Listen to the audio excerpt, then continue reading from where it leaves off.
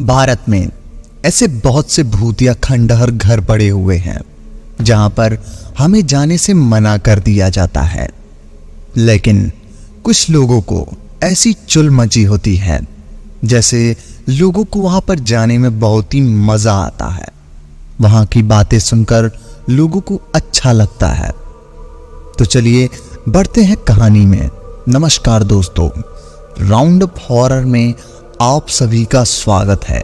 मैं लेकर आया एक ऐसी कहानी जिसे सुनकर आपकी रोंगटे खड़े हो जाएंगे। अगर इस कहानी को आप रात में सुन रहे हैं तो अभी स्किप कर दीजिए और सुबह सुन लीजिएगा। तो चलिए बढ़ते हैं कहानी की तरफ। डर की दुनिया में आप सभी का स्वागत है। तो जल्दी से चैनल को सब्सक्राइब कर दो। बचपन से ही मुस्कान बड़ी ही नटखट और शरारती होती है। उस समय शाम के 5 बजते ही सारे बच्चे गली के इकट्ठा होने लग के खेलने के लिए। वहीं बगल में एक घर था जिसमें कोई नहीं रहता था और सारे बच्चे उसे घर में भूतिया घर कहते थे।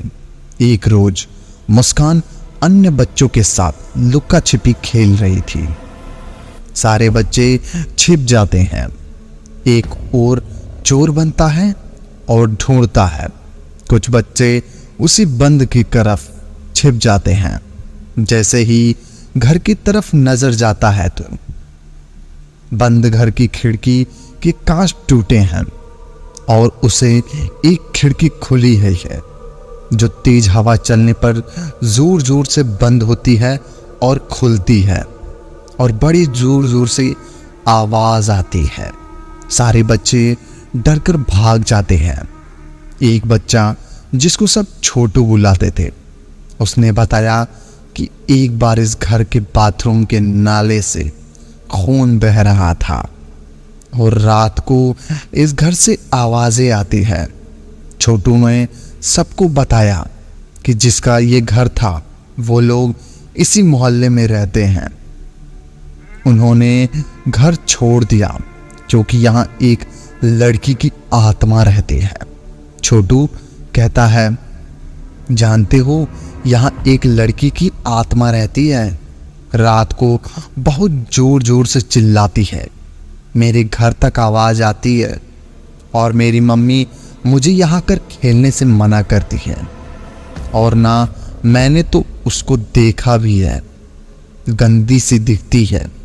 एक रात मैंने देखा था उसे अपने खिड़की से सफेद कपड़ा, खुले लंबे बाल और पता गर्दन टेढ़ी करके देख रही। मैंने जल्दी से खिड़की बंद कर दी। फिर मुझे हंसने की आवाज आने लगी और फिर अचानक इतनी में छोटू की मम्मी उसको बुला लेती है। वो चला जाता है क्योंकि अंधेरा हो रहा होता है। तो सारे बच्चे अपने अपने घर चले जाते हैं। मुस्कान भी घर चली जाती है। उस समय मुस्कान नानी के घर रहती होती है। गर्मी का मौसम होता है। खाने के बाद मुस्कान छत पर टहलने जाती है। वो टहल ही रही होती है कि अचानक उसको लगता है कि सीढ़ी पर कोई है, कोई होगा, छत पर आ रहा होगा। सोचकर वो फिर टहलने लगती है। बार बार उसी भूतिया घर की तरफ देखती है। बरामदे के गेट के अंदर से देखने की कोशिश करती है, लेकिन एक तो रात का समय, ऊपर से उस घर में अंधेरा क्या ही दिखे। वापस छत पर टहलने लगती है। उसे तब तक एहसास होता है कि उसके पीछे कोई झट से मुड़ती है, लेकिन कोई नहीं दिखाई देता है। वो भागकर नीचे नानी के पास चली जाती है और बाकी बच्चों की तरह वो भी उस घर को भूत वाला कहने लगती है। हालांकि उनसे कोई भी आवाज या ऐसा कुछ नहीं होता देखा है जिससे वो उस घर को भूतिया मान ले। एक दिन फिर हिम्मत करके रात पर छत पर जाती है और अपने साथ ही विश्वास लेकर जाती है कि कुछ नहीं है और फिर कुछ देर तक टक टक घर को देखती रहती है और फिर थोड़ी देर टहलने के बाद नीचे चली जाती है और एक राहत की सांस लेती है और उस किस्सों को अब वो नकार देती है। कुछ सालों बाद वो वहां से चली जाती है पढ़ाई के सिलसिले में। करीब 10 साल बाद जब मुस्कान को उस घर की असलियत का सच का पता चला तो उसे दुख होता है, पछतावा भी होता है। उसे अपने लिए पछतावा होता है। मुस्कान अब छुट्टियों में नानी के घर आ जाती रहती है। 8 साल की तब की वो उसे आज याद आता है और आज भी जब छुट्टियों में आती है तो 2 पल के लिए ही सही लेकिन उस घर की तरफ जरूर देखती है और कुछ कुछ बातें सोचती है। आज रविवार का दिन था और छुट्टियों में वो नानी के घर आई थी। दोपहर का समय था, सब सो रहे थे। तभी गेट पर से आवाज आती है और मुस्कान भागकर गेट खोलती है।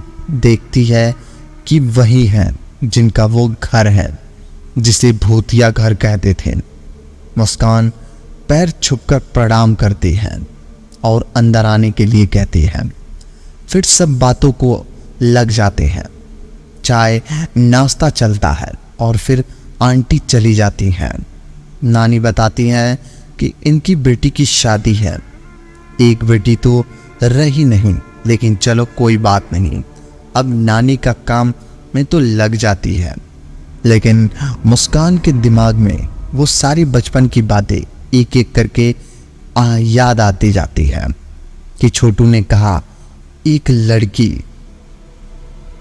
वो सब याद करने लगती है जो भी छोटू ने उस घर के बारे में बचपन में बताया था।